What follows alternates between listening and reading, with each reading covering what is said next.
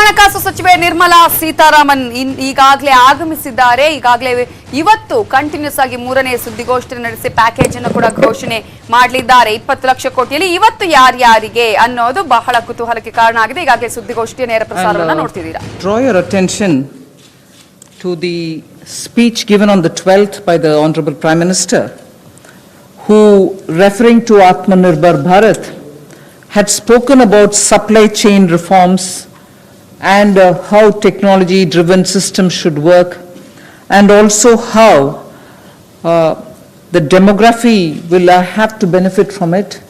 So deriving from all this,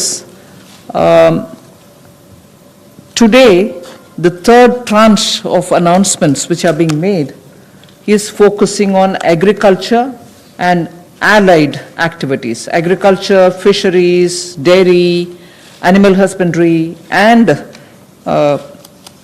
allied activities. So which will also have some aspects of food processing and so on. See, the largest proportion of Indian population is dependent on agriculture even now. And of all those who are dependent on agriculture, nearly 85% of the operational holdings are held by small and medium-sized farmers. Small and actually marginal farmers. That is also referred to in the economic survey of 2020. However, it always goes to the credit of the Indian farmers who, against all adversities, be it of the monsoon or sometimes unwanted drought or some crop pestilence, in spite of all that, Indian farmer has always stood up to the challenge, endured a lot, and made India reach certain global benchmarks. Very quickly, I'll tell you, you are aware that India is the largest milk producer, largest jute producer, largest pulses producer, dals, variety of dals. It's also the second largest in global numbers, second largest in the production of sugarcane, in the production of cotton, groundnut, fruits, vegetables, and also in fisheries.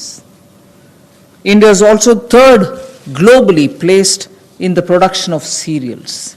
So really, Indian farmers have really endured but made sure that his holdings may be small, but he would give us the highest yield. So today, we want to show you some of the slides also.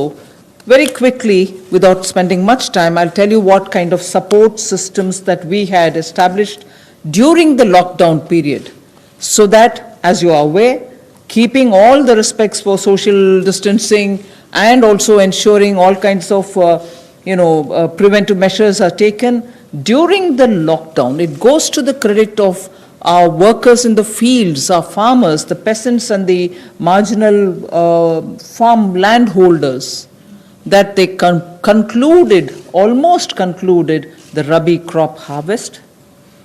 And also many of the states have been successful in somehow pushing ahead with due procurement process.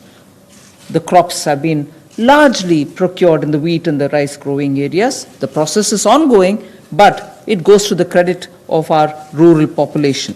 So today, therefore, I'll also be showing you a slide a bit later on what we have done in the last 2 months to make sure that agriculture work was supported during the lockdown. Just the 2-month story.